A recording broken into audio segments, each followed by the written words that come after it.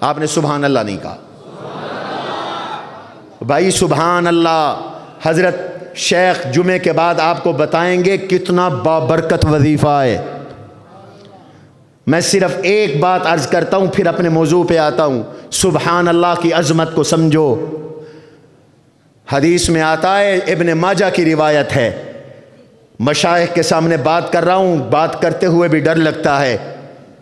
ابن ماجہ کی روایت ہے، دجال کے آنے سے پہلے معاشی بحران ہوگا۔ آج کل بھی معاشی بحران ہے، اور اتنا معاشی بحران ہوگا 3 سال پہلے اللہ کے نبی علیہ السلام نے ارشاد فرمایا، پہلے سال اللہ حکم دیں گے آسمان کو، بادلوں کو اور زمین کو، وہ 1 سلس بارش بادل روک دیں گے اور زمین 1 سلس نباتات روک دے گی۔ 1/3 حصہ فصلیں نہیں اگیں گی، پھل نہیں آئیں گے۔ 1/3 حصہ پورا سال بارشیں نہیں آئیں گی۔ پھر دوسرا سال آئے گا، اللہ حکم دیں گے پوری بارش رک جائے گی، باقی 2 سلس بارش بھی رک جائے گی۔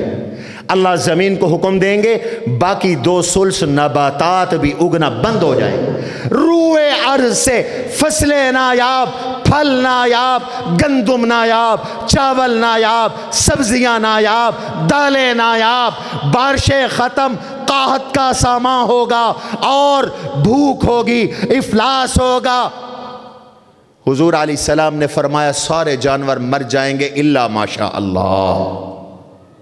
چند ہی لوگ، چند جانوروں کے علاوہ باقی سارے جانور مر جائیں گے۔ پھر اللہ کے نبی علیہ السلام نے فرمایا، سے پوچھا گیا حضرت تو پھر لوگ کیسے زندہ رہیں گے؟ کھائے بغیر پیے بغیر لوگ زندہ کیسے رہیں گے؟ سبحان اللہ کہو سارے۔ میرے نبی نے ارشاد فرمایا کہ اہل ایمان تو زندہ رہیں گے بالتکبیر والتحلیل والتحمید والتسبیح۔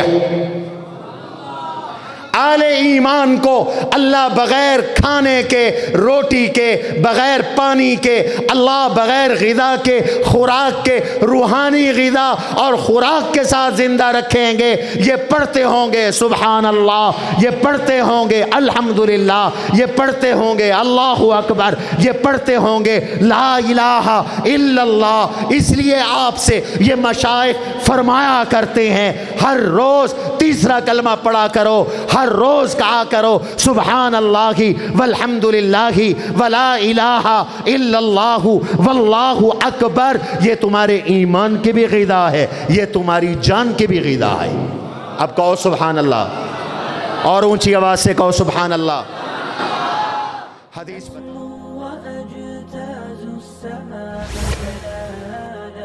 فأزيد أسراب الغيوم